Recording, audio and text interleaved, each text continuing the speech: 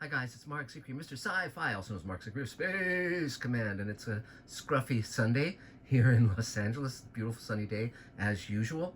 Wanted to check in, tell you guys what's going on, which is a lot, and also give you my little thoughts about the new Terminator movie, Terminator Dark Fate. So, but lots is happening.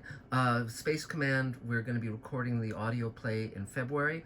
We've rented a studio space, and so we're moving all the sets there. The Paladin, the alien hibernation ship, the stuff I just got from Cloverfield Paradox that will be redressing to use toward our purposes, so it won't be recognizable.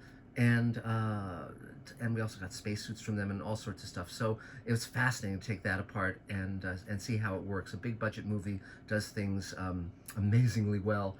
And so beyond that, we're going to be shooting the framing story in Forgiveness. We shot about, basically we shot the 2-hour pilot. We're going to be shipping in hopefully this month the full hour with 11 more minutes of material completed, and lots of video extras to our backers, to our investors, and putting the full hour on up here on Mr. Sci-Fi. Additionally, we're working on the second hour in post of the pilot, getting that done. We're pitching the show. We had a great meeting with NBC.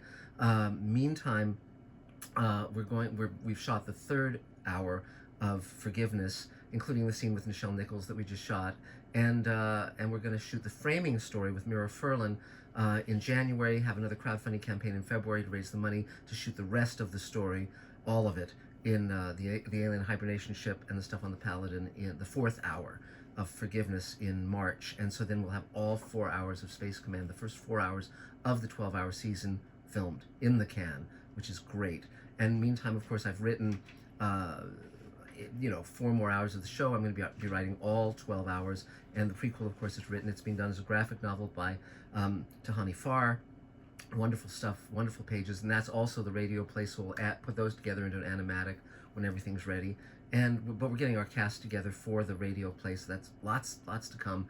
And then beyond that, I finished the outline to Sweet Haven, the show I'm creating with Rock Neil Bannon. Rock gave me his thoughts, and so we'll be revising the outline and then writing the script and then shooting the script. We'll raise the money from you guys and shoot the script. And then I'm also working on the show I'm developing with Mark Fergus and Hawk Ostby, the showrunners of The Expanse, creators of The Expanse. And so amazing. And moving forward, just tons of stuff to announce. And then the other thing that was interesting was a friend of mine just sold a pilot pitch to the CW, but he and his partner are not writers per se. They have many other skills. And so they took a crack at the script, and it wasn't what it could be. And so he asked me if I jump in and write the script, which I did. So on Monday I started, on Friday I finished the first draft, and Elaine is reading it now to give me notes. I'll tweak it. It's a very cool script, a very cool idea for a show. It cues into a lot of my interests, physics, magic, like Penn and Teller kind of magic, and the social commentary, political commentary, and YouTube channels. So so it's going to be really, really cool, and hopefully they'll make it into a show. But they have bought the pilot pitch, and so we'll see where this leads. And so okay, that's the oh, and also I brought aboard a fella I met named Tony who builds race cars, and and I connected him up with Eric Rodriguez, our wonderful creature designer and set designer, and the two of them are going to design and build a futuristic car for Space Command. So whew, it's a busy time and a great time, and you're part of it. And by the way, we get ridiculously low numbers for for Mr. Sci-Fi. And so if you have friends who are sci-fi nerds, if you know sci-fi websites or podcasts or blogs or magazines or anything, just send them this and let them know about it, because I'd love to get numbers that are in keeping. I mean, I see other, YouTube channels that have got hundreds of thousands or millions of hits.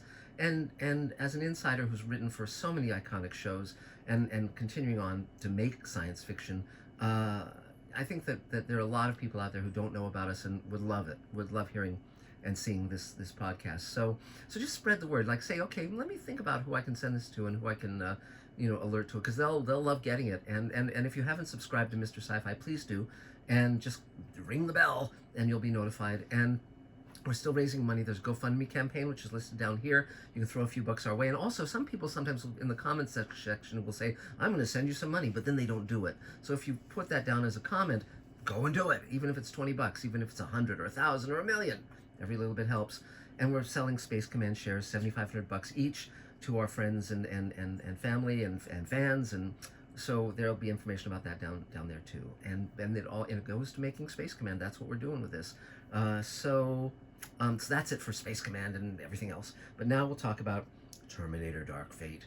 Now, interestingly enough, to prep for seeing it, because I'm a huge fan of the Terminator, huge fan of Terminator 2, I heard that Jim Cameron had overseen a 3D version of Terminator 2, that it was redone in 3D, but it isn't for sale here in the States. So I went online onto eBay, and I was able to buy it from Korea, South Korea. And so I got it from South Korea, and the other night we watched it. It's great in 3D, I'll tell you. And of course, Edward Furlong and Schwarzenegger and Linda Hamilton are terrific in it. And the idea of doing a sequel to Terminator 2 and ignoring the rest of the Terminator movies was brilliance, of course. And it's, as many of you know, it's directed by Tim Miller of Deadpool fame, with a story, and produced by Cameron and James Cameron, and it has a story by him. And some of the other writers include Chuck Egley, whom I know, and he was when I was story editing Friday. I guess I was executive story editor on Beyond Reality, which was kind of a Twilight Zone-like show on USA Cable some years ago. Chick was in our little office complex working on some other show, so I got to know him. But also David Goyer is one of the writers, and David Goyer wrote Dark City, many other movies you know of. But Dark City, if you've never seen the director's cut of Dark City, go out immediately. Make sure it's the director's cut. It's a great, great movie, and it stars Rufus Sewell of Man in the High Castle. If you haven't seen it, it's a science fiction gem that you've missed. But okay, let's get back to the Terminator. So, it's very interesting, because Terminator is very similar in ways to the Alien franchise, where the Alien films have been very, very hit and miss. If you haven't watched the graphic novel / audio book of Alien 3, the William Gibson version, the script that was written but never made, it's much better than the Alien 3 that was made. Maybe I'll post a link to it down here as well. But Alien has been very hit and miss, as all of you know. Alien is great, Aliens is great, but the other ones, I kind of like Alien Resurrection. The script is good and the cast is good. It's just the director who was a little shaky. But the Terminator films, all of them have been interesting. All of them have had good production design. All of them have had something to recommend them. Whereas, well, they haven't been up to the level of Terminator and Terminator 2. So, for instance, Terminator 3, Rise of the Machines, it has a female Terminator. She's really good. But the ending of that film really disappoints. Then you get to Terminator 4, where they said, well, let's take out Schwarzenegger, let's take out everything. And that one was just about Skynet and the fight against Skynet in the future. And it's an interesting film, not a bad film. But again, it has some weird little, particularly the ending again is wacky. And but an interesting film. And then, Terminator 5, Terminator Genesis is, Daenerys Targaryen. Emilia Clarke plays, Sarah Connor. And again, it's kind of fun, the idea of the Terminator raising her, and an older Arnold fighting a younger Arnold, and all of these things. But again, it's a loopy film in many ways. But still, again, none of these films would be something where if you had a pleasant Sunday afternoon on your hands and want to just watch something kind of fun, they're well made, they're well done, worth your time if you haven't seen them. Again, there'll be things to infuriate you, but there'll also be things that are really cool. So now, and then of course there was the Sarah Connor Chronicles, which I've only watched very little of, but that also stars Lena Headey of Game of Thrones. So interestingly enough, Sarah Connor, this is a wonderful little trivia question that you can astound your friends with and win bar bets. You could say, which two characters from Game of Thrones have played Sarah Connor? And it would be Emilia Clarke and Lena Headey. So there you go. Okay. So now we get to Terminator Dark Fate. And I really liked it. It's not as great as Terminator or Terminator 2, because those are classics, they're masterpieces, they're wonderful, they're memorable. The 3D version of Terminator 2 is really swell, and of course they went back and kind of tweaked a couple little glitches. Though interestingly, in the fight scene in the mental institution, when Schwarzenegger's fighting these orderlies, if you look closely, he grabs a black guy and throws him through a window. But when he grabs the black guy, he's black, and when he throws him through the window, the stuntman is white. So that's, for some reason, they kept that one in. But okay, more power to them. But Dark Fate. Dark Fate is a very good movie. I love the fact. Now here's the funny thing. It's a female-centric movie. So Schwarzenegger reprises his role as the Terminator, but the only spoilers I'm going to mention are things that are in the trailer. So I'm not going to ruin things in the movie. But and I recommend you see it. But the Schwarzenegger plays Carl, the Terminator. But and the evolution of his character is really, really interesting. I really like it. But other than that, it's a female-centric movie, and you have Linda Hamilton as Sarah Connor, which is wonderful. It's something we can all applaud.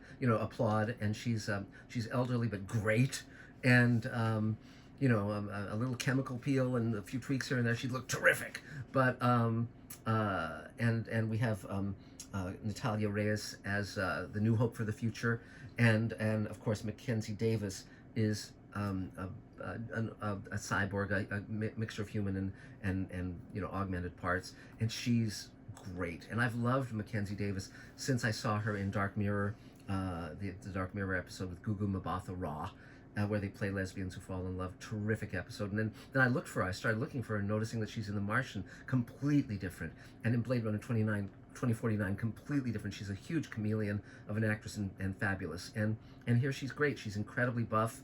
And I really thought she was just terrific. I thought it was great, and they mentioned that Edward Furlong is in it, and I won't spoil it, but I'll just say that's a bit of a cheat. I was hoping to see him as an adult, see him looking buff and jumping, being the John Connor of the future.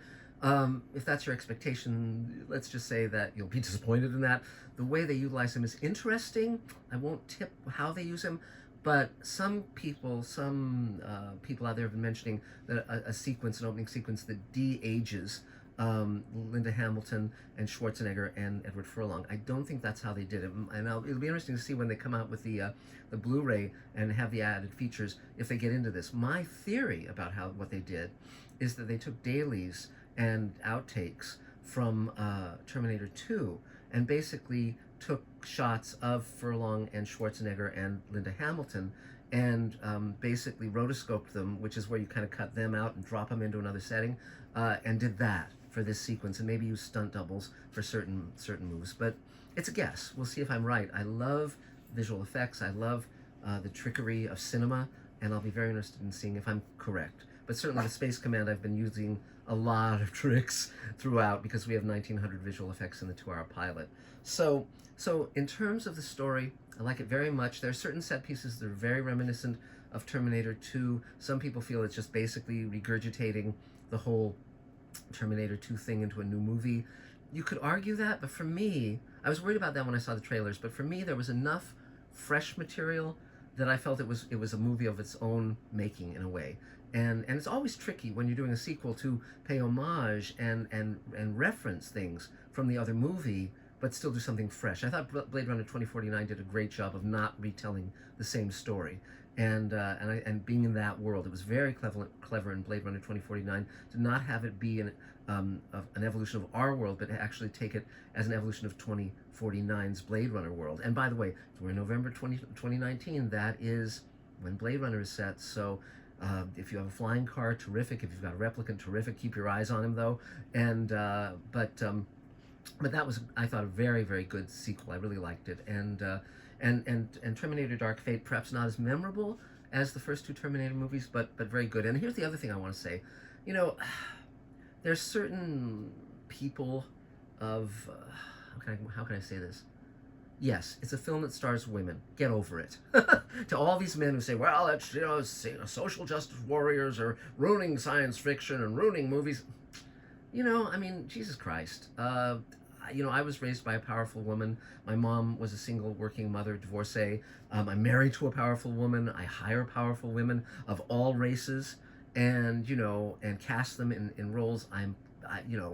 In my experience, women are the ones who stay strong in difficult times. And so if you don't like the fact that women are in the roles that you'd rather have men in, sorry guys, we're in 2019, and I like that. I like the fact that women can be more than homemakers and secretaries and cleaning women, So 3 cheers. And that's just my opinion. If you differ with me, that's your right, but I promise you that you won't get dates if you're mouthing off against women all the time. So that's about it. So beyond that, let me think if there's anything else that's great. Now the other difference is, old school science fiction, the 80s and the 90s and the late 70s were a great period for science fiction. And they used largely what were called practical effects, which means that you'd use miniatures, you'd use full-size things. They didn't have CG. And Cameron, of course, was on the forefront of CG. Terminator 2, with its liquid metal, was really cutting edge, phenomenal. So some of the effects in Terminator Dark Fate seem kind of CG, where if they'd been more practical effects, they probably would have been more real looking, like the crashing plane, things like that. But I can see where they would use the bag of tricks we have now. But that said, and Gabriel Luna is very good as the new Terminator, and I mean his acting, he really does a great job, and I love where they take Schwarzenegger's character. I love how he evolves and who's in his life when they find him. So, and the look they give him is very, very good, because Schwarzenegger, since he's been the governor, governor of California. I actually met him when he was governor, and I told him that I'd written for him, because Elena and I wrote for Liberty's Kids, which was a show on PBS, an animated show about the American Revolution, and he played Baron von Steuben, who basically remade the American Army and taught it to drill and all these things. And Baron von Steuben was gay, but we didn't say that in the episode, and Schwarzenegger wasn't aware that he played a gay character. But I mentioned that I'd written for him, and I should have gotten a photo with him, should have gotten his signature, but c'est la vie. And but again, when he came out of being the governor, he kind of looked kind of old and didn't look great, and he did a few movies where he just kind of looked a little bit, past his prime. But in this Terminator movie, they've gotten a look of him. He has a beard. He's got this kind of close cropped gray hair. It really suits him. They give him a scar, and not a huge pronounced scar, but it's there. And so it's a very good look for him. And he buffed up. And again, I don't know if those are actual muscles where he buffed up and lifted weights, or whether they gave him prosthetic, like built up his arms with prosthetics or whatever, or in post. But either way, it works. All that stuff works. And his acting is some of the best I've ever seen. He's not, they used to call him the Austrian Oak, because he was so, monosyllabic. But he was elected governor and couldn't pronounce California. He said California, but more power to him. So that's about it. So, so it's worth your money. It's worth your time. It's a lot of fun. I love the female cast. Natalia Reyes is the least strong of the actors. She's good. She's very good. But when I saw the way they wrote Edward Furlong becoming John Connor, the John Connor who could lead the future and beat Skynet, that was step by step by step. I believed it, and I believed him. In terms of her becoming the hope of, well, I won't spoil it. I won't say anything more. But again, it's, we'll see what the future brings. But there's also, by the way, they can do a lot more of these Terminator movies. There's, there's room for it. So, it's fun, and it's better as a franchise in the whole. It's better than what they did with Alien, and and so that's good. And the design of the Terminator from the beginning, that silver skeleton, is just great with red eyes. It's always been, Cameron is terrific with visual design. And so that's about it for now. Next time I'll be talking about For All Mankind, Ron Moore's show, and Watchmen, which Damon Lindelof is overseeing. I've been watching some of those episodes. And again, if you want to buy Space Command shares, $7,500 each, it helps us enormously in terms of ramping up to shooting more, which we very much want to do. And then also the GoFundMe campaign. We're at like $700, and we're trying to raise $200,000. But again, even $10, $15, $20, $50, $100, $1,000 helps us enormously, and it shows your faith in what we're doing. And spread the word about Mr. Sci-Fi. We really appreciate it, because I love doing this, and I run into fans who watch Mr. Sci-Fi and really love it too. And I'm going to keep doing it. It's super fun for me, and I get to share the wonders of science fiction with all you guys. And we'll be doing the history of science fiction continuing forward. Just haven't had the time because I've been writing. And that's about it for now. So, I'll show you something fun. So just a little cool thing. One thing I do when I'm writing is I find actors to put into various roles in my mind. And so for Sweet Haven, this is my little crib sheet. And some of the actors we've already talked to and already are in it. You can see If you look closely, there's Mike Harney, Gates McFadden, George Takei, Barbara Bain, a friend of mine, Don Baldramus, who's in Space Command. And then we go to Norman Lloyd, who's 104, I think. Not a Visitor from DS9, Mira Furlan, Bob Picardo, Ethan Phillips, and then David Strathern, J.G. Hertzler, Armin Shimmerman, etc., Rene Aubergenois, Bill Mumy, and Veronica Cartwright, Eva Marie Saint, Edward James Olmos, Keir DeLay, and Alfre Woodard. There's more, but and some of those actors, many of them I haven't approached yet because I'll wait until we have the script. But certainly I've been talking to George Takei and Mike Harney and Barbara Bain. I had a lovely lunch with her soon. She recently. She's in Mission Impossible in Space 1999. For those of you who are aficionados of old television. So that's about it for now. Thanks so much for being part of this. We'll talk soon, and again, feel free to reach out to me. I love hearing from folks, and that's it for now. Talk to you soon. Bye, guys.